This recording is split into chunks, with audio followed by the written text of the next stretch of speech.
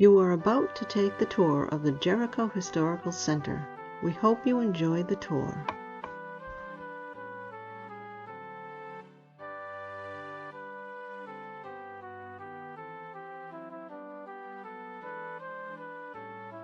The parlor was a formal room used by the family only on special occasions.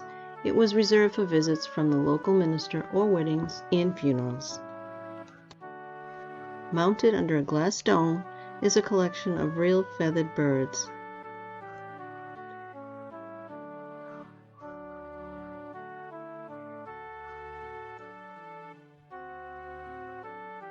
And a framed wreath made of various shaped seashells. Above the fireplace is an interesting painting of a boy and dog. Also seen are bronze candlesticks in the shape of mythical griffins. The paneling detail on the fireplace wall is all original. This antique Chinese rug was given by Dean Gildersleeve.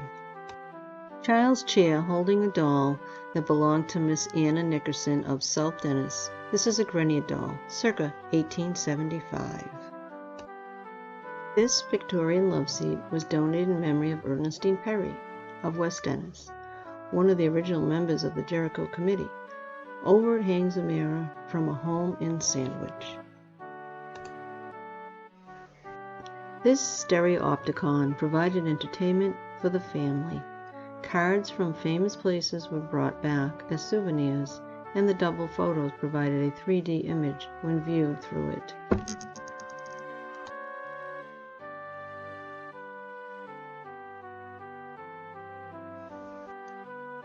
This 19th century Empire-style secretary in mahogany veneers came from a Beacon Hill, Boston home.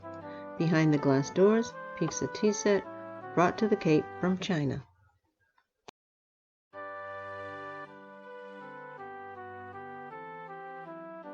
On the chair is Polly's silk embroidered and heavily fringed cape with the black lacquered box it came in, a gift Captain Baxter brought home from one of his voyages.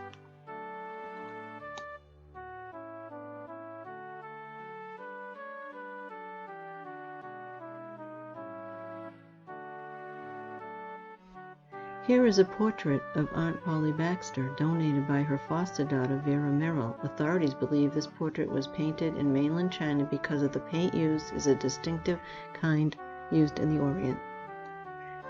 And here is a portrait of Captain Edwin Baxter.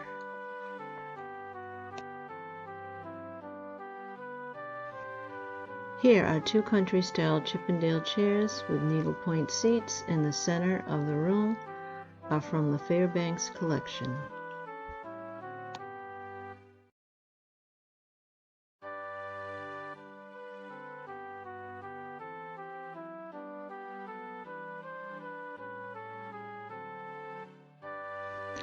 Aunt Polly was also an accomplished musician, well known for her talents. An organist and singer in her church choir, she also taught piano and voice at her home.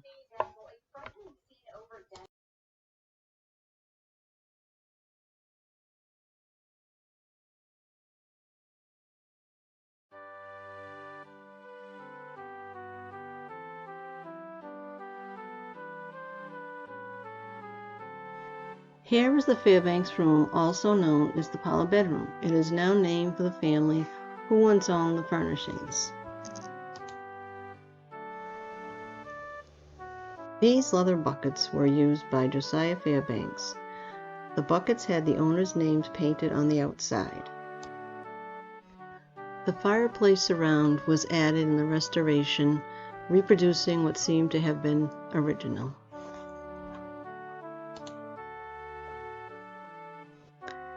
These trays were used in the old Fairbank homestead and have been repainted by Mrs. Fairbanks.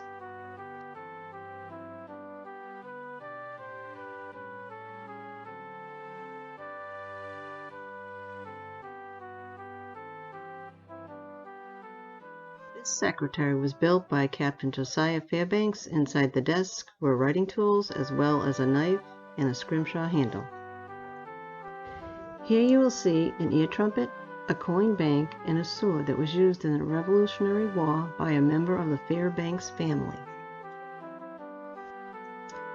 Here you see a portrait of Captain Josiah Fairbanks, painted in 1840. The earrings, brooch, and stick pin that you see in the portraits are the ones in the shadow box. The trundle bed is maple with cannonball posts.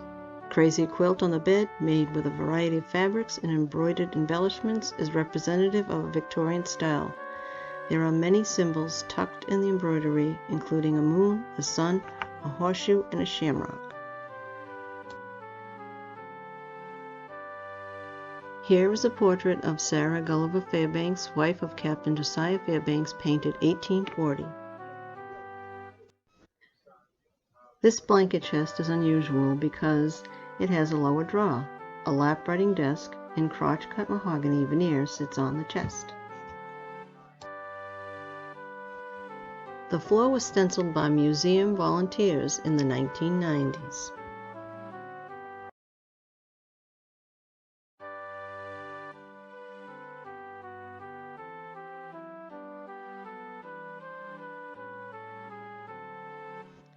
You are now entering the upstairs bedroom. The floor is painted using a traditional Cape Cod method.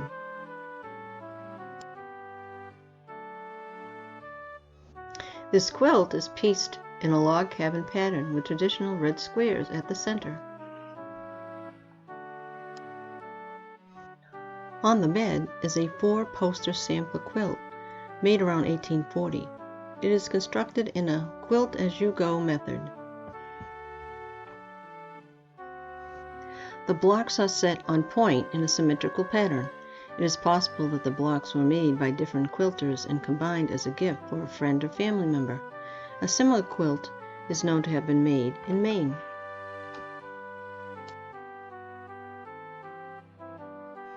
On the bedside table is a white ceramic invalid feeding cup. It was used to nurse sick family members.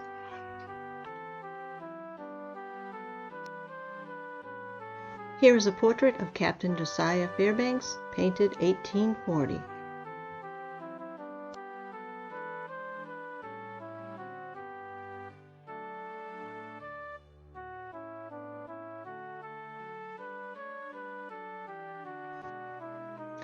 Here is an antique American cottage bureau in pine with glove drawers. Displayed on the dresser are a red velvet hat, beaded purse, and white kid gloves that once belonged to Lydia Howes of East Dennis. The silver object is a glove stretcher. It was used to open up the fingers of the gloves before they were put on. It was an important accessory for many fashion-conscious women in the 19th century. The glove stretcher was also used to maintain the shape of the leather gloves after being washed.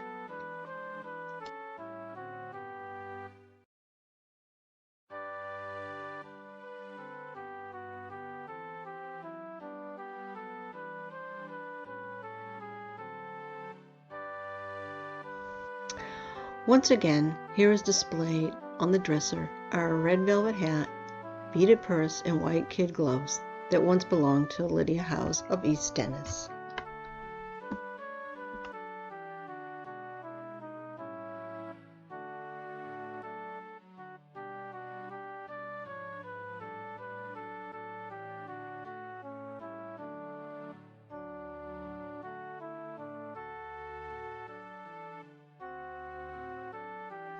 Once again, here is the silver glove stretcher.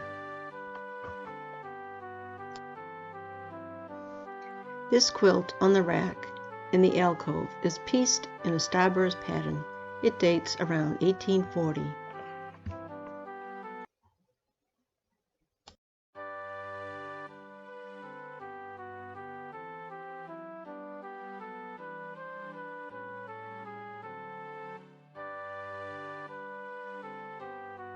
The attic at Jericho is now used as a display area for antique clothing and quilts of various ages. There is a room for sewing and quilting as well as amusing children. As in most attics, there is an assortment of trucks and other stored items.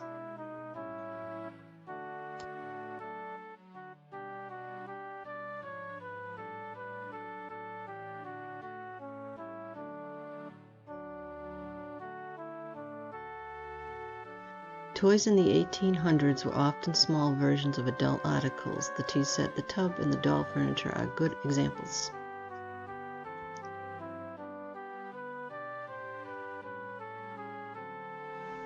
Here is one display of children's antique clothing.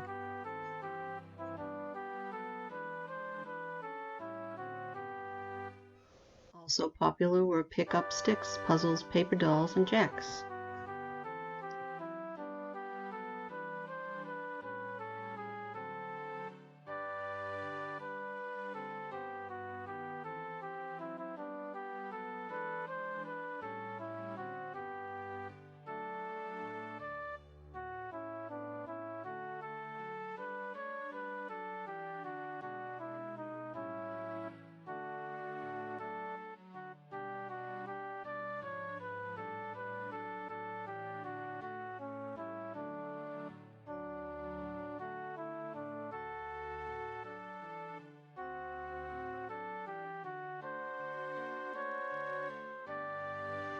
In early homes, the unfinished attics were often used as sleeping lofts.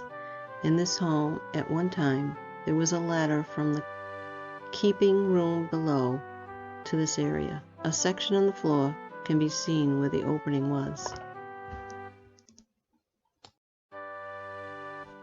A section in the floor can be seen where the opening was. Note the width of the boards and the roofing and floors.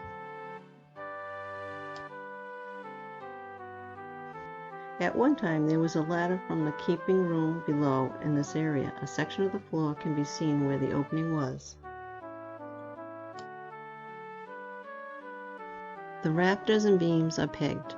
There are Roman numerals at their corners. The roof was assembled in the grass and numbered before raising. The numbers were matched when reassembled in place.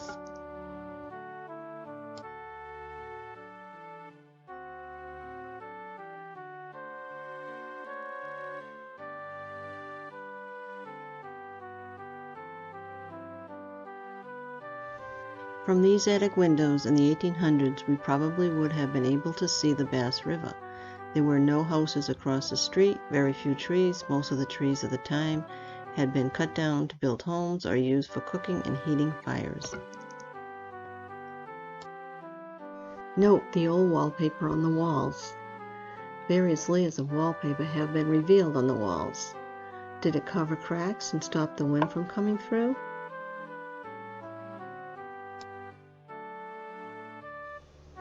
Here is more antique children's clothing.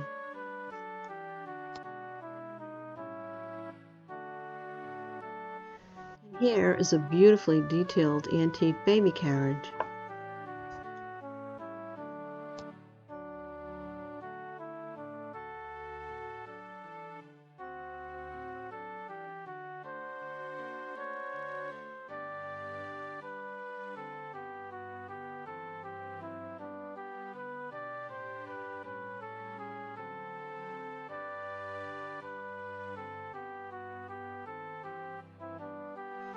And here is a family sewing machine.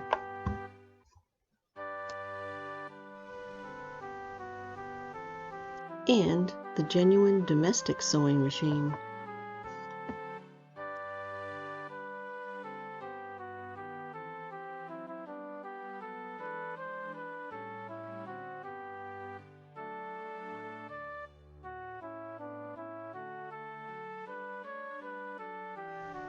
The attic at Jericho is now used as a display area for antique clothing and quilts of various ages.